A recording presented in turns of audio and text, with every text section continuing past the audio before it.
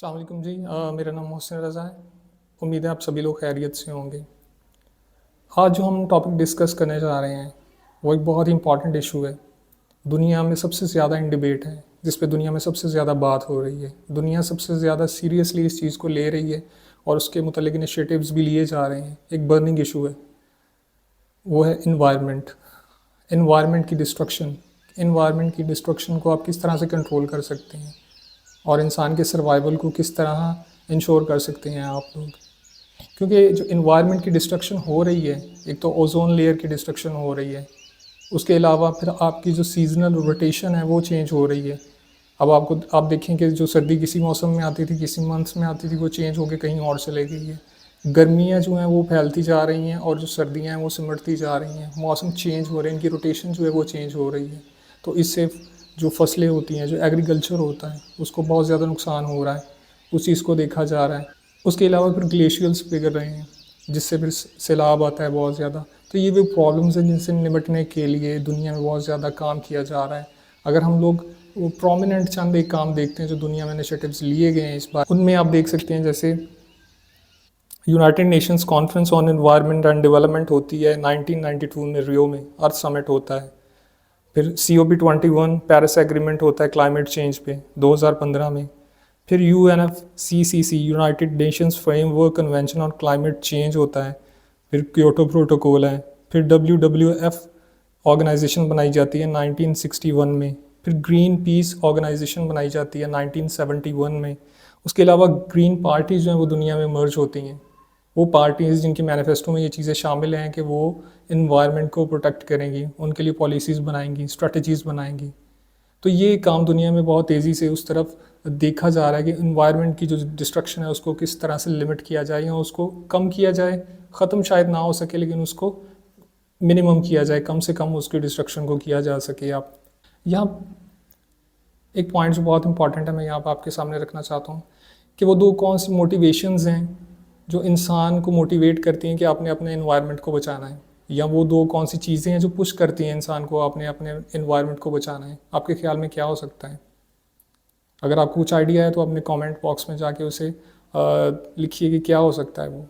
इसको हम थोड़ा आगे डिस्कस करते हैं, इसको लेके चलते हैं। जैसे कि आपको पता है कि इन्वायरमेंट की जब हम बात करते हैं, इसके पैरेलल एक और टर्म यूज़ होती है जिसे इकोलॉजी कहते हैं। अब इसमें लेकिन थोड़ा डिफरेंस है कि इन्वायरमेंट में, इन्वायरमेंटलिज्म में और इकोलॉजिज्म में क्या फ़र्क है। आपके इर्द गिर्द जो चीज़ें हैं, आपके इर्द गिर्द का जो माहौल है वो आपका इन्वायरमेंट है, ठीक है। लेकिन उनके दरमियान जो रिलेशनशिप है चीज़ों के दरमियान में, उसे कहते हैं कि वो इकोलॉजी है। इन्वायरमेंट आपके इर्द गिर्द की चीज़ें हैं, लेकिन उनके दरमियान जो रिलेशनशिप है वो इकोलॉजी होती है। अब इसको समझने के लिए एक छोटा सा पॉइंट हम इस तरह से देखते हैं कि डेविड ईस्टन एक बात करते हैं अपनी सिस्टम थ्योरी की। वो एक्चुअली पॉलिटिकल कॉन्टेक्स्ट में बात करते हैं, लेकिन अगर आप उसको इस तरह से देखें, इन्वायरमेंट के कॉन्टेक्स्ट में देखें, वो कहते हैं कि हर चीज़ जो है वो एक सिस्टम में चलती है। जो सिस्टम होता है वो सब सिस्टम से मिलके बनता है। अगर सब सिस्टम एक भी उसमें से मिसिंग हो जाए या प्रॉपरली काम करे ना करे, तो वो आपका सिस्टम प्रॉपरली नहीं चल सकता है। तो उस सिस्टम के चलने के लिए ज़रूरी है कि आपके सभी जो सब सिस्टम्स जिनसे मिलके वो सिस्टम बना है वो प्रॉपरली काम करें। इसी तरह हम बात करते हैं कि हमारी पूरी दुनिया जो है वो एक सिस्टम है, हमारा इन्वायरमेंट पूरा एक सिस्टम है, और वो बहुत सारे सब सिस्टम से मिलके बना हुआ है, जिसमें हवा का सब सिस्टम हो सकता है, पानी का हो सकता है, रोशनी का हो सकता है, बहुत सारे सब सिस्टम्स हैं। अगर उनमें से एक भी सब सिस्टम जो है वो मिस हो जाए या प्रॉपरली काम ना करे, तो आप ये दुनिया, आपका ये जो पूरी एक अर्थ है वो प्रॉपरली नहीं चल सकती है, वो सिस्टम नहीं चल सकता है। अगर हम इसके बारे में बात करते हैं तो दो किस्म के स्कूल ऑफ थॉट्स जो हैं वो एनवायरनमेंट के हवाले से बेसिकली देखे जाते हैं, पाए जाते हैं। एक हैं वो शैलो इकोलॉजिस्ट कहलाते हैं और दूसरे जो हैं वो डीप इकोलॉजिस्ट कहलाते हैं। अब इनमें डिफरेंस क्या है शैलो इकोलॉजिस्ट में और जो डीप इकोलॉजिस्ट हैं, उनके ओपिनियंस जो हैं, उनके स्टांस जो हैं, उनमें डिफरेंस क्या है? वो इस तरह से आप उसको देख सकते हैं कि जो शैलो इकोलॉजी वाले हैं उसे वीक इकोलॉजी भी कहते हैं, उसे एंथ्रोपोसेंट्रिक भी कहते हैं, यानी कि ह्यूमन सेंट्रिक है वो कहते हैं कि इंसान का जो लाइफस्टाइल है वो चेंज नहीं होना चाहिए। जहाँ लगता है कि एनवायरनमेंट डैमेज हो रही है उसको रिपेयर करें, लेकिन लाइफस्टाइल जो है इंसान का वो उसी तरह से चलता रहना चाहिए। जबकि दूसरी साइड पे जो स्कूल ऑफ थॉट है, डीप इकोलॉजी है, उसे स्ट्रॉन्ग इकोलॉजी भी कहते हैं। वो कहते हैं कि नहीं जी, वो रेडिकल चेंजेस की बात करते हैं। वो कहते हैं कि ह्यूमन किसी भी तौर इन्वायरमेंट से सुपीरियर नहीं है। वो लिव एंड लेट लिव के उसूल पर बात करते हैं। तो ये एक डिफरेंस बेसिकली है जो दो स्कूल ऑफ थॉट्स हैं इकोलॉजी को लेके या इन्वायरमेंट को लेके, शैलो इकोलॉजिस्ट और दूसरे हैं डीप इकोलॉजिस्ट। अब एक और बहुत जो इम्पॉर्टेंट चीज़ है, अब देखिए कि हमारी जो दुनिया है वो एक डेवलपमेंटल मॉडल पे चल रही है कि दुनिया में डेवलपमेंट्स हो रही हैं, प्रोग्रेस हो रही है। जिस तरह से टाइम गुजर रहा है, नई नई इजादात हो रही हैं, नए नए इनिशिएटिव्स लिए जा रहे हैं, उसको लेके टेक्नोलॉजी आ रही है। लेकिन एक चीज़ जो समझने की है कि डेवलपमेंटल मॉडल में या डेवलपमेंट ज़रूरी नहीं है कि उसके सारे एस्पेक्ट्स में पॉजिटिव होते हैं। वो अपने साथ साथ पॉजिटिव चीज़ों के साथ साथ नेगेटिविटी भी लेके आती है, नेगेटिव एस्पेक्ट्स भी लेके आती है। इसकी एग्जांपल इस तरह से आप देख सकते हैं, रोबोटिक्स आ रहे हैं, टेक्नोलॉजी इंप्रूव कर रही है, बहुत अच्छी बात है। लेकिन वो आपकी जो ह्यूमन लेबर है आहिस्ता आहिस्ता उसको ख़त्म करती जा रही है। उसके अलावा आपके दूसरी आपकी इंडस्ट्रीज़ आ रही हैं, आपकी जो इकॉनमी है उसको बूस्ट मिल रहा है, लेकिन उसके साथ साथ वो आपकी इन्वायरमेंट को डैमेज कर रही हैं, आपकी ओजोन लेयर को डैमेज कर रही हैं, आपकी सीजनल रोटेशन को चेंज कर रही हैं, बहुत सारी डिस्ट्रक्शन भी साथ वो लेके आ रही हैं। उसके अलावा 2022 में आई थिंक द इकोनॉमिस्ट की रिपोर्ट थी कि लाहौर में, पाकिस्तान में, आपके 5 साल के अंदर उसके इर्द गिर्द कुछ ऐसे इलाके थे जहाँ पे 2 लाख टन गंदम पैदा होती थी। उसको ख़त्म करके एग्रीकल्चर लैंड को वहाँ पर उन्होंने कमर्शलाइज़ कर दिया, उस एरिया को कमर्शियल बिल्डिंग्स बना दी हैं या हाउसिंग सोसाइटीज़ बना दी गई हैं। अब जहाँ पे वो आपकी इससे फूड इनसिक्योरिटी पैदा हो सकती है, कहत की सूरत हाल पैदा हो सकती है। ये एक इसकी डैमेजिंग एक पॉइंट इसका आप कह सकते हैं। उसी तरह टेक्नोलॉजी की बात करते हैं तो यूएस ने एक टेक्नोलॉजी बनाई है हार्प। अब टेक्नोलॉजी बना ली, इम्प्रूवमेंट हो गई इनके टेक्नोलॉजी में, लेकिन उसका एक नुकसान क्या है कि वो दुनिया में किसी वक्त चाहे किसी भी जगह पर हालात को बदल सकते हैं, मौसमाती तब्दीलियाँ लेके आ सकते हैं, कहीं सैलाब लेके आ सकता है, कहीं आंधी, कहीं तूफ़ान लेके आ सकता है उस टेक्नोलॉजी के ज़रिए। अब उसकी छोटे ममालिक की इकॉनमी से बहुत ज़्यादा कनेक्शन है। वो किसी छोटे मुल्क में मौसमियाती तब्दीलियाँ ले आके के वहाँ पर डिस्ट्रक्शन करवाएगा। डिस्ट्रक्शन के बाद फिर जब उनको अपने सर्वाइवल के लिए अमदाद की ज़रूरत होगी या लोन्स की ज़रूरत होगी, तो वो फिर इन सुपर पावर्स के चंगल में फंस जाएंगी, वो छोटी कुव्वतें जो हैं या छोटे स्टेट्स हैं जो आपके। तो ये एक पूरी गेम भी आगे कह सकते हैं कि बहुत इंटरनेशनल गेम भी इन्वॉल्व होती है इसमें।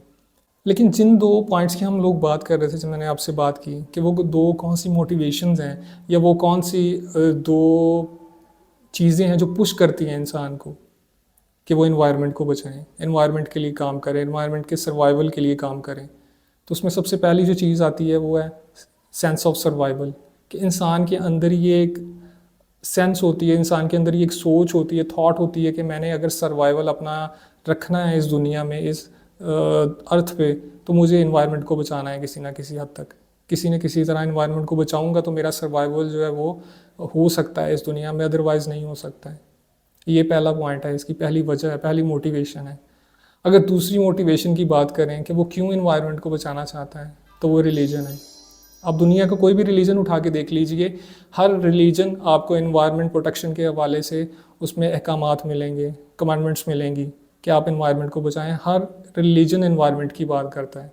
अगर आप इस्लाम की बात करते हैं तो सही बुखारी में है कि हदीस कुदसी है कि the world is sweet and green and verily Allah is going to install you as a vicegerent in it to see in order to see how you act.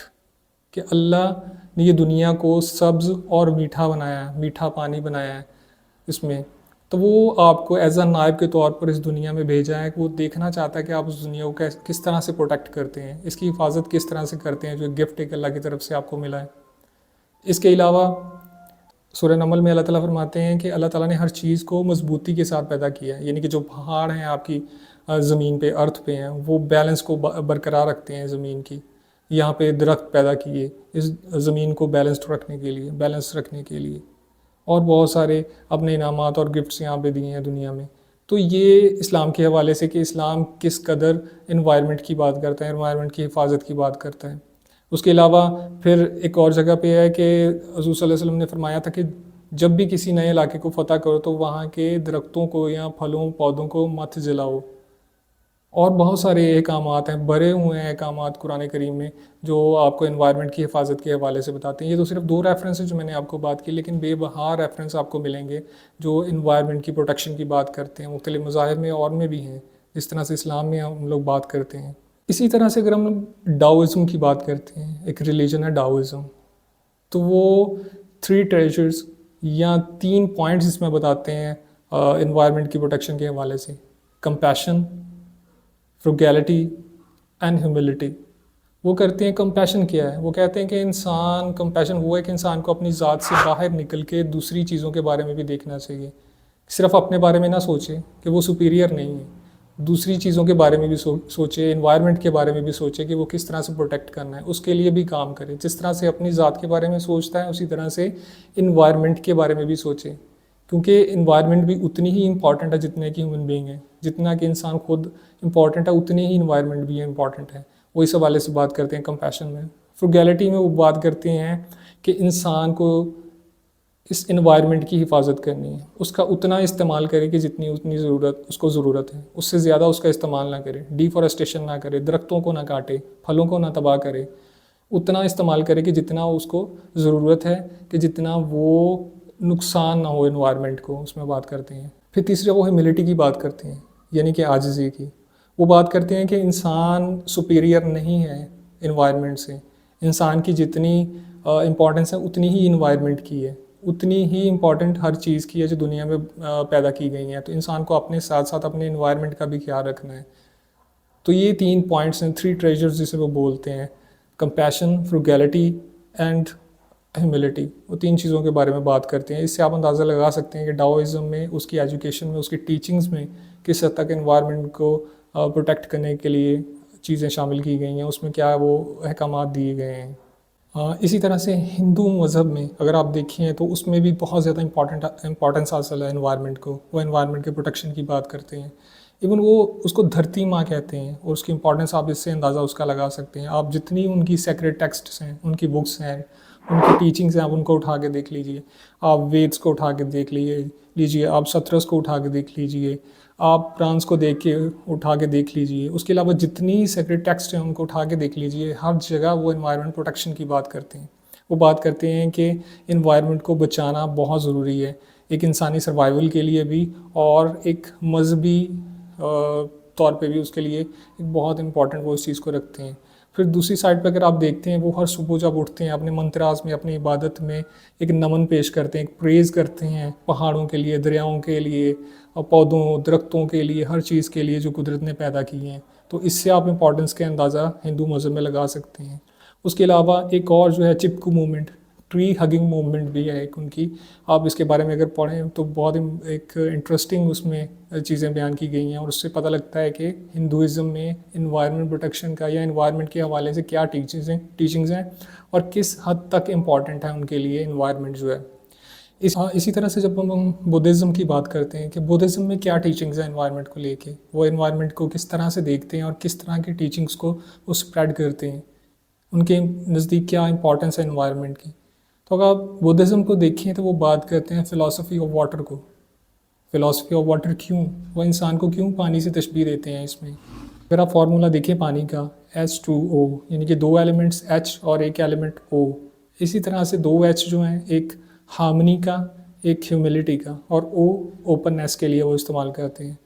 Humility क्या है, वो कहते हैं कि इंसान को भी उसी तरह आजिज़ होना चाहिए। वो सुपीरियर नहीं है, इन्वायरमेंट से सुपीरियर नहीं है, किसी भी तौर सुपीरियर नहीं है। जितनी इंपॉर्टेंस इंसान की है, ह्यूमन बीइंग की है, उतनी ही इंपॉर्टेंस इन्वायरमेंट की भी है। अगर वो खुद के लिए सोचता है तो उसको इन्वायरमेंट को भी प्रोटेक्ट करना है, उसके बारे में भी सोचना है। वो पानी की ह्यूमिलिटी को इस तरह से बयान करते हैं, वो कहते हैं कि पानी जो है वो इंसानी ज़िंदगी के लिए सबसे अहम एक एलिमेंट गर्दाना जाता है, कि उसके बगैर इंसान ज़िंदा नहीं रह सकता है, सर्वाइवल नहीं है उसका। लेकिन ये उसकी ह्यूमिलिटी है वाटर की, उसकी एक आजिज़ी है कि वो दरिया में जब होता है तो वो हमेशा लो पे रहता है। ये पानी की आदत है या नेचर है कि वो हमेशा ऊपर से नीचे की तरफ बहता है। ह्यूमिलिटी है, वो कभी नीचे से ऊपर की तरफ नहीं बहता है। तो ये ह्यूमिलिटी इंसान को अपने अंदर रखनी है। इस चीज़ को सोचना है कि वो सुपीरियर नहीं है इन्वायरमेंट से, इन्वायरमेंट भी उतनी ही इंपॉर्टेंट है, इसीलिए उसको इन्वायरमेंट को भी प्रोटेक्ट करना है। तो इसलिए वो ह्यूमिलिटी। दूसरा H जो है वो हार्मनी का है। वो कहते हैं कि अगर इंसान को सर्वाइव करना है तो सब चीज़ों के साथ उसको खुद को हार्मोनाइज करना है, इन्वायरमेंट के साथ। वो पानी हो, वो दरख्त हो, चरिंद हो, परिंद हो, उसके साथ हार्मोनाइज करेगा इन्वायरमेंट के साथ खुद को, तो वो सर्वाइव कर सकता है, अदरवाइज वो सर्वाइव नहीं कर सकता है। हार्मनी बहुत इंपॉर्टेंट है इंसान के सर्वाइवल के लिए इस दुनिया में, इस अर्थ पे। वो इस तरह से उसको पानी के कॉन्टेक्स्ट में बयान करते हैं। वो कहते हैं कि जब पानी दरिया में या समुंदर में बहता है तो वो जो उसके रास्ते में चीज़ें आती हैं, चट्टानें आती हैं, तो वो उसको टकरा के उसके साथ उसको तबाह करने की, उसको डिस्ट्रॉय करने की कोशिश नहीं करता है, बल्कि टकरा के अपना रास्ता जो है बदल लेता है, यानी कि वो डिस्ट्रक्शन की तरफ नहीं जाता है। इसीलिए वो कहते हैं कि इंसान को भी डिस्ट्रक्शन की तरफ नहीं जाना है, इंसान को भी प्रोटेक्ट करना है इन्वायरमेंट को, उसको डिस्ट्रक्शन नहीं लेके आनी, उसमें डिफॉरेस्टेशन नहीं करनी, उसके पौधों पत्तों को नहीं काटना, बल्कि उसको प्रिजर्व करना है, उसको उसकी असल हालत में, नेचुरल हालत में रखना है। तभी वो सर्वाइव कर सकता है, इंसान भी और जो इन्वायरमेंट भी है। तो ये बहुत ज़रूरी, बहुत इंपॉर्टेंट है। तीसरी वो बात करते हैं ओपननेस की। ओपननेस क्या है कि पानी को जिस बर्तन में डाला जाए वो उसी तरह की शेप ले लेता है। अब उसमें यही कहा गया है कि इंसान जिस तरह के माहौल में रहता है उसके मुताबिक खुद को ढाले, ना कि उसको नुकसान पहुँचा के माहौल को उसके अपने मुताबिक बनाना शुरू करे, बल्कि उसके मुताबिक खुद को ढाले। वो अगर इंडस्ट्रीज़ लगाना चाहता है लगाए, लेकिन उसके लिए एडजस्ट करे खुद को। इंडस्ट्रीज़ की आड़ में इन्वायरमेंट को तबाह ना किया जाए, डिफॉरेस्टेशन ना की जाए, उसमें किसी भी तरह का जो नुकसान है वो ना किया जाए। जहाँ पे डैमेज हो रहा है इन्वायरमेंट का उसको रिपेयर करे, उसको ठीक करे, उसको भी इन्वायरमेंट को इम्पोर्टेंस को समझते हुए उसे अपने साथ लेके चले। तो वो फ़िलासफ़ी और वाटर को इस तरह से समझाने की कोशिश करते हैं। फिर उसके साथ साथ वो एक 8 फोल्ड पाथ की बात करते हैं, यानी कि 8 आदाब वो बयान करते हैं उनके नज़दीक ज़िंदगी गुजारने के लिए। उसमें किस तरह से बोलना है, किस तरह से एक्ट करना है आपने, किस तरह से आपने कौन से प्रोफेशंस को लेके चलना है, कौन से प्रोफेशंस को आपने नहीं अपनाना है। क्योंकि बहुत सारे प्रोफेशंस ऐसे हैं बुद्धिज़्म की टीचिंग्स में जिसमें वो कहते हैं कि आप इनको मत अपनाइए, क्योंकि ये नुकसानदेह हो सकते हैं इन्वायरमेंट के लिए, एनिमल स्पीशीज़ के लिए, और बहुत सारी दूसरे जो कुदरत की चीज़ें हैं उसके लिए। तो वो उसको अपनाने से मना करते हैं। इसी तरह से बुद्धिज़्म में वो एक टीचिंग्स में उनके जो सेक्रेड टेक्स्ट हैं उसमें एक जगह लिखते हैं कि इंसान को शहद की मक्खी की तरह होना चाहिए। क्यों होना चाहिए? वो इसलिए कि शहद की मक्खी जब फूल पर आके बैठती है तो उसकी हैयत को तबाह नहीं करती, उसके कलर को तबाह नहीं करती, वो ख़राब नहीं करती है, उसकी फ्रेगरेंस को ख़राब नहीं करती है, बल्कि उसे अमृत को लेती है, शहद को लेती है और उड़ जाती है वहाँ से। तो इंसान को भी ऐसा ही होना चाहिए कि जहाँ से गुजरे, जहाँ पे रहे, उसको प्रोटेक्ट करे इन्वायरमेंट को, ना कि उसको ख़राब करे, उसकी हैयत को ख़राब ना करे, उसकी नेचुरल इंट्रिंसिक वैल्यूज़ हैं उसको ख़राब ना करे, उसको नेचुरल हालत में प्रिजर्व करे, उसका ख्याल करे। इसी तरह हम जब यहूदियत की हैं, जूदाइज़्म की बात करते हैं कि वो इम्पोर्टेंस किस तरह लेते हैं, इन्वायरमेंट को किस तरह देखते हैं, उनकी टीचिंग्स में इन्वायरमेंट को लेके क्या कहा गया है। तो हम देखते हैं कि तौरात में जा बजा हर जगह, बहुत जगह पे इन्वायरमेंट की प्रोटेक्शन के हवाले से बात की गई है। उनके सेक्रेड टेक्स्ट उठा के देख लें, वहाँ बारहा इस चीज़ को लिखा गया है कि क्या इंपॉर्टेंस है इन्वायरमेंट की, और आपने इन्वायरमेंट को बचाने के लिए क्या करना है उसमें। अगर हम लोग देखते हैं तो अगर तौरात को आप लोग देखें तो उसमें 613 अहकामात, कमांडमेंट्स हैं, उसमें अहकामात हैं जो इंसान को ज़िंदगी गुजारने के हवाले से गाइडेंस देते हैं। लेकिन जुदिस्ट के मुताबिक, उनकी एक्सप्लेनेशन के मुताबिक वो 613 अहकामात काफ़ी नहीं है। वो कहते हैं इसको मज़ीद एक्सप्लेनेशन की ज़रूरत है, इसको मज़ीद आसान करना है लोगों को गाइडेंस देने के लिए, उसको समझने के लिए तौरात को, कि किस तरह से इंसानी ज़िंदगी को गुजारना है और क्या अहकामात हैं तौरात के। इसके लिए वो दो, आप उसे कह सकते हैं उनके औरल लॉज हैं, या वो एक लीगल कमेंट्री की सूरत में दो उनके टेक्स्ट हैं। एक को तलमुद कहते हैं और एक को मिशना कहते हैं, जिसमें तौरात को एक्सप्लेन करके तरह से उनकी ये जो लीगल कमेंट्री है, या जिसे आप उनका औरल लॉ कह सकते हैं, तलमुद और मिशना, ये एक तरह से उनकी तौरात की तफसीर है। जिस तरह से हम कुरान पाक की तफसीर को पढ़ते हैं उसको समझने के लिए, उसके असर मतलब को जानने के लिए, तो आप कह सकते हैं कि उनकी तफसीर है। या दूसरे सोर्सेज जो हम इस्तेमाल करते हैं कुरान को समझने के लिए, या उसकी एक्सप्लेनेशन या इंटरप्रटेशन के लिए, जिस तरह से इजमा होता है, इज्तिहाद होता है, कयास होता है। तो अब इस तरह से इस कॉन्टेक्स्ट में इसको देख सकते हैं कि तौरात को समझने के लिए, उन 613 अहकामात को समझने के लिए, उनकी जो लीगल कमेंट्री है, जो उनका ऑरल लॉ है, वो तलमुद और मिशना की सूरत में है। उसमें एक्सप्लेन किया गया चीज़ उनको, अगर आप इनको देखते हैं तो बहुत अच्छी तरह से, हर तरह से उसको एक्सप्लेन किया गया है इन्वायरमेंट के हवाले से, कि इन्वायरमेंट को किस तरह से आपने प्रोटेक्ट करना है और उसकी इंपॉर्टेंस क्या है। अगर आप बात करते हैं उसकी मिशना की, तो पूरा जो टेक्स्ट है उसमें पूरा एक स्ट्रक्चर उसमें बताया गया, पूरी तरह से बताया गया। वो एयर पोल्यूशन के जो लॉज हैं उनको बयान करता है, वो वाटर के लॉज को बयान करता है। वो उसमें बताता है कि जो रूरल रेजिडेंट्स हैं और जो सिविक रेजिडेंट्स हैं उनको दोनों को उनके राइट्स को लिमिट किया गया है एनवायरनमेंट के हवाले से, कि वो किस हद तक एनवायरनमेंट का इस्तेमाल कर सकते हैं, उस हद तक के एनवायरनमेंट को नुकसान ना हो। तो वो पूरा एक स्ट्रक्चर उसमें उन्होंने बयान किया गया है। फिर उनके जो रब्बीज़ हैं वो बयान करते हैं, उसकी एक्सप्लेनेशन तौरात की करते हैं। जो वो लिखते हैं वो कहते हैं कि इज़राइल में उन्होंने सख्ती से मना किया हुआ है कि चरागाहें नहीं बनानी है। उनके नज़दीक जब चरागाहों में जानवर चरते हैं, वहाँ पे भेड़ बकरियाँ वगैरह गाय वगैरह, तो उससे इन्वायरमेंट की डिस्ट्रक्शन होती है, ग्रीनरी ख़त्म होती है।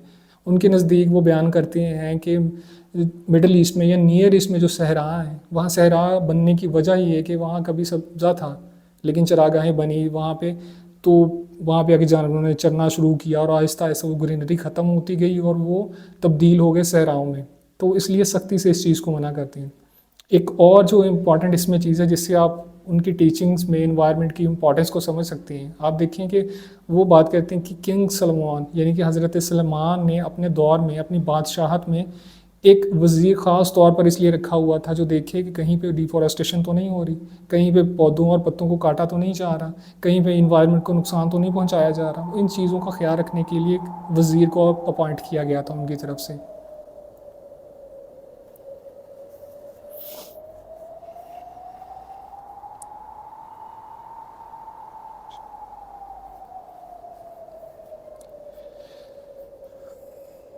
इसी से एक जूदिस्ट एक उनके रब्बी हैं शिमोन बार योचे, वो बात करते हैं उनके नज़दीक तीन चीज़ें सबसे ज़्यादा इम्पॉर्टेंट हैं। वो कौन सी तीन चीज़ें हैं? वो है ज़मीन अर्थ, वो है बारिश रेन, और तीसरी इंसान ह्यूमन बींग। वो कहते हैं कि सबसे इम्पॉर्टेंट ये तीन चीज़ें हैं। वो किस तरह से इम्पॉर्टेंट है उनके नज़दीक? वो कहते हैं कि अगर ज़मीन नहीं होगी तो बारिश नहीं होगी, अगर बारिश नहीं होगी तो ज़मीन का सर्वाइवल, उसकी मौजूदगी, उसकी ज़िंदगी, उसकी मौजूदगी जो है वो बहुत ख़तरे में हो जाएगी, यानी कि नामुमकिन हो जाएगी एक तरह से। और अगर ये दोनों चीज़ें नहीं होंगी, ना ज़मीन होगी ना बारिश होगी, तो इंसान का वजूद तो हो ही नहीं सकता है किसी सूरत भी, इंसान तो यहाँ पे एग्जिस्ट कर ही नहीं सकता है। इसलिए वो कहते हैं कि तीनों चीज़ें इंटरलिंक्ड है।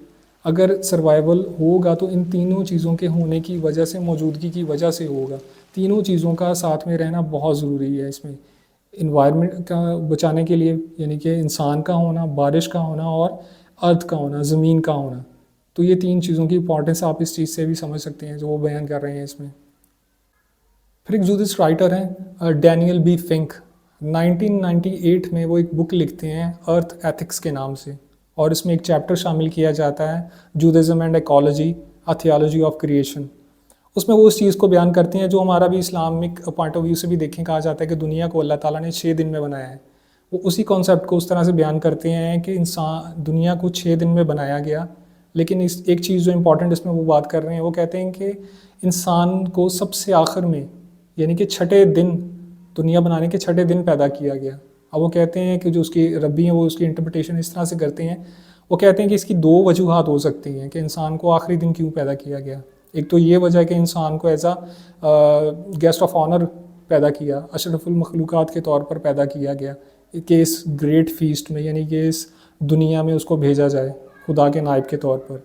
या फिर वो कहते हैं दूसरी वजह ये हो सकती है कि इंसान का गुरूर इस कदर बढ़ गया हो कि उसके गुरूर को कम करने के लिए, उसको तोड़ने के लिए खुदा ताला ने उसको आखिरी दिन पैदा किया। आखिरी दिन इस तरह कि इतनी हकीर चीज़ है कि उसको सबसे आखिर में पैदा किया, इवन जो मच्छर हैं उसको भी उससे इंसान से पहले पैदा किया उन्होंने। तो ये दो चीज़ें, दो पॉसिबिलिटीज़ हो सकती हैं इंसान को पैदा करने के लिए, यानी कि वो इस तरह से इस चीज़ को बयान करते हैं। फिर एक जगह पर इस तरह से बयान किया है, उसमें उन्होंने कहा है कि इंसान को दुनिया में टेनेंट्स के तौर पर भेजा गया, यानी इंसान को खुदा के नायब के तौर पर दुनिया में भेजा गया है। लेकिन दुनिया में मौजूद हर चीज़, हवा, पानी, बारिश, चरिंद परिंद, जो हर चीज़ है वो खुदा ताला से बिलोंग करती है, वो उसी की बनाई गई है और उसी से बिलोंग करती है। लेकिन इंसान को यहाँ पे भेजा गया कि वो खुदा के दिए गए इन तोहफ़ों, इन गिफ्ट्स को एंजॉय कर सके, ना कि इसलिए कि इसको तबाह करें या इसको वेस्ट करें। तो ये इन्वायरमेंट के हवाले से वो बहुत अच्छी तरह से इसको एक्सप्लेन करते हैं अपनी उस बुक में। फिर इसी तरह से जुडिज़्म के हवाले से दो और रेफरेंस उनके जो सेक्रेट टेक्स्ट हैं उसमें वो लिखा गया है। वो दो जो उनके रेफरेंस है वो मैं आपके सामने रखना चाहता हूँ। एक जगह पे वो लिखते हैं कि the land and environment are properties of God and it is the duty of humankind to take care of it. इसी तरह से एक जगह और लिखते हैं वो कि I brought you into a fertile land to eat its fruit and rich produce but you came and defiled my land and made my inheritance detestable. तो इसी तरह जिस तरह से हमारे इस्लामी माँ होते हैं या हर मज़हब के कुछ उनके रिलीजियस मंथ्स होते हैं, इसी तरह से यहूदियत में या जूदिज़्म में शिवात उनका एक माह है या एक उनका मंथ है। और उसकी 15वीं तारीख को वो तूब शिवात के नाम से एक फेस्टिवल कह लें वो मनाया जाता है। उसमें वो ट्रीज़ डे के हवाले से मनाया जाता है या अर्थ डे के हवाले से आप कह सकते हैं। उसमें इस चीज़ को तजदीद अहद किया जाता है कि आपने अपने इन्वायरमेंट को बचाना है। पीस के बारे में वो बात करते हैं, आपने अपने ट्रीज़ प्लांटेशन करनी है उसमें, और अपने इन्वायरमेंट के हवाले से जितना काम हो सकता है मैक्सिमम वो आपने करना है। ये इस चीज़ को पोर्ट्रे करने के लिए या इस चीज़ को तजदीद अहद के तौर पर इस दिन को वो मनाते हैं। इससे भी आप अंदाज़ा लगा सकते हैं कि उनके नज़दीक इन्वायरमेंट की या दरख्तों की या खुदा ताला के दिए जो गिफ्ट्स हैं उनकी क्या इंपॉर्टेंस है। इसी तरह से हम क्रिश्चियनिटी की बात करते हैं तो जिस तरह बाकी मज़ाहब में बहुत ज़्यादा इंपॉर्टेंस हासिल है इन्वायरमेंट को, तो उसी तरह से क्रिश्चियनिटी भी बाइबल में अगर आप देखते हैं, उनकी सेक्रेट टीचिंग्स में देखते हैं तो बारहा इन्वायरमेंट के बारे में बात की गई है कि इन्वायरमेंट को आपने किस तरह से बचाना है और उनकी टीचिंग्स क्या कहती हैं इन्वायरमेंट को लेके। तो उसके एक रेफरेंस के तौर पर मैं आपके सामने रखना चाहूँगा। The Lord God then took the man and settled him in the garden of Eden to cultivate and care for it. इसी तरह से कुछ और टीचिंग्स या उनकी कुछ और सीक्रेट राइटिंग्स हैं या टेक्स्ट हैं, उसमें जिस तरह से वो लिखा गया है कि do not pollute the land where you are, bloodshed pollutes the land and atonement cannot be made for the land on which blood has been shed except by the blood of the one who shed it।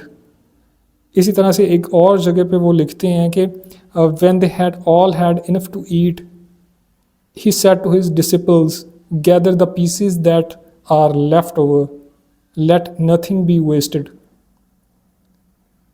यानी इन references से आप अंदाज़ा लगा सकते हैं कि उनके नज़दीक इनकी इंपॉर्टेंस क्या है एनवायरनमेंट की, या हज़रत ईसा की वो टीचिंग्स को जो बयान करते हैं और बाइबल के कॉन्टेक्स्ट में, तो वो क्या है एनवायरनमेंट को लेके।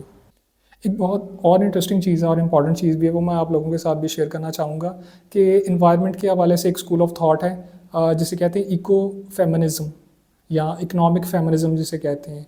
और अगर इसके प्रोमिनेंट नामों में, इसके राइटर्स में जो इसके एडवोकेट्स हैं उनमें अगर आप नाम देखते हैं तो कैरोलिन मर्चेंट का नाम आता है। यूएस बेस्ड एक इको फेमिनिस्ट फिलासफर हैं वो इको फेमिनिज्म वालों का स्टांस क्या है, ओपिनियन क्या है, वो क्या कहते हैं। वो कहते हैं कि जी जो औरतें हैं वो नेचर के ज़्यादा करीब होती हैं क्योंकि वो उनके साथ मिलके काम करती हैं, और जो मर्द हैं वो इसके बिल्कुल बरक्स हैं। यानी वो कहते हैं कि दुनिया में जितनी डिस्ट्रक्शन हो रही है वो इन्वायरमेंट के हवाले से हो या जिस तरह से भी चीज़ों को एक्सप्लॉइट किया जा रहा है, उसके जो ज़िम्मेदार हैं वो मर्द हैं ना कि औरतें। अब उनके लिए वो क्या तौजीहात पेश करते हैं कि मर्द क्यों ज़िम्मेदार हैं, क्यों रिस्पॉन्सिबल हैं सारी डिस्ट्रक्शन के या इन्वायरमेंट की डिस्ट्रक्शन के।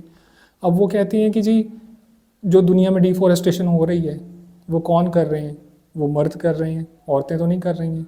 वो कह रही हैं जितनी इंडस्ट्रियलाइजेशन हो रही है, इंडस्ट्रीज़ में मोनोपोली किन की है, मर्दों की है, वो कर रहे हैं, जिससे डिस्ट्रक्शन हो रही है, एनवायरनमेंट डिस्टर्ब हो रहा है, ओजोन लेयर तबाह हो रही है, या दूसरे इन्वायरमेंट में जो डिस्ट्रक्शंस हो रही हैं।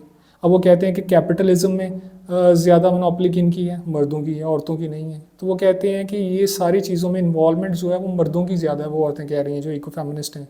तो इसलिए इस सारी डिस्ट्रक्शन की जो वजह है, जो जिम्मेदार है, जो रिस्पॉन्सिबल हैं वो मर्द हैं ना कि औरतें हैं। वो कहते हैं कि जो मर्द हैं, वो इको फेमिनिस्ट वाले कहते हैं जो मर्द हैं वो औरतों को भी एक्सप्लॉइट करते हैं और नेचर को भी एक्सप्लॉइट कर रहे हैं। ये उनका स्टांस है। ये ज़रूरी नहीं है कि आप इससे इत्तेफाक करें, ये उनका एक स्टांस है, उनका ओपिनियन है इकनॉमिक जो फेमिनिस्ट हैं। अब वो कहते हैं इसके साथ साथ वो एक और बात करते हैं, इंटरेस्टिंग बात करती हैं इको जो फेमिनिज्म वाले हैं। वो कहते हैं कि जी औरतें नेचर के ज़्यादा करीब होती हैं, वो नेचर को साथ लेके चलती। क्यों चलती हैं, उनकी नज़दीक क्या तौजीहात हैं। वो कहती हैं कि एक केयर का एलिमेंट होता है। वो कहते हैं कि औरतों में केयर का एलिमेंट सबसे ज़्यादा होता है। वो अपनी फैमिली की केयर करती हैं, अपने बच्चों की केयर करती हैं। तो केयर का एलिमेंट मर्दों की निस्बत औरतों में ज़्यादा होता है। जिस तरह से नेचर में केयर का एलिमेंट ज़्यादा होता है कि वो इंसान के सर्वाइवल को प्रोटेक्ट करती हैं, इंश्योर करती हैं, तो वो कहते हैं कि हम नेचर के ज़्यादा करीब हैं। फिर दूसरी बात जो वो करती हैं कि हम नेचर के ज़्यादा करीब क्यों हैं, हम क्यों कोऑपरेट करते हैं नेचर के साथ, या हमारी क्या रिजेम्बलेंस है। तो वो कहते हैं कि जी जिस तरह से नेचर में रिप्रोडक्टिव सिस्टम होता है, इसी तरह से औरतों में भी रिप्रोडक्टिव सिस्टम होता है, तो इसलिए भी हम नेचर के करीब हैं। यानी कि उनका ओवरऑल अगर आप उसको देखें तो उनका जो एक आउटकम आप कह लें, या उनका जो एक फाइनल व्यू है वो ये है कि जी दुनिया में जितनी डिस्ट्रक्शन हो रही है वो मर्द कर रहे हैं, ना कि औरतें कर रही हैं। उनके रिस्पॉन्सिबल जो हैं वो मर्द हैं, और जो नेचर के करीब हैं वो हम औरतें हैं, क्योंकि हम नेचर की तरह, हमें केयर भी है और हमें वो रिप्रोडक्टिव सिस्टम भी है। अब आप लोगों को क्या लगता है इसमें कि उनका ओपिनियन ठीक है या गलत है? आपका जो भी आप इस बारे में सोचते हैं काइंडली कमेंट बॉक्स में मुझे बताइएगा। क्या मुत्तफ़िक हैं आप इको फेमिनिस्ट जो हैं उनके स्टांस से, या आप इसकी मुखालफत करते हैं? मैं उम्मीद करता हूँ कि मैं बेहतर तरीके से, अच्छे तरीके से इन चीज़ों को आपको समझा पाया हूँगा, आपसे डिस्कस कर पाया हूँगा इन चीज़ों को। और मैं अपने इस डिस्कशन का इख्तिताम खलील तेजवी साहब के इस शेर से करना चाहूँगा कि अब मैं राशन की कितारों में नज़र आता हूँ, अब मैं राशन की कितारों में नज़र आता हूँ, अपने खेतों से बिछड़ने की सज़ा पाता हूँ। एंड आखिर में प्लीज़ चैनल को सब्सक्राइब ज़रूर कर दीजिएगा, और लाइक, शेयर और कमेंट ज़रूर कीजिएगा। Thank you so much.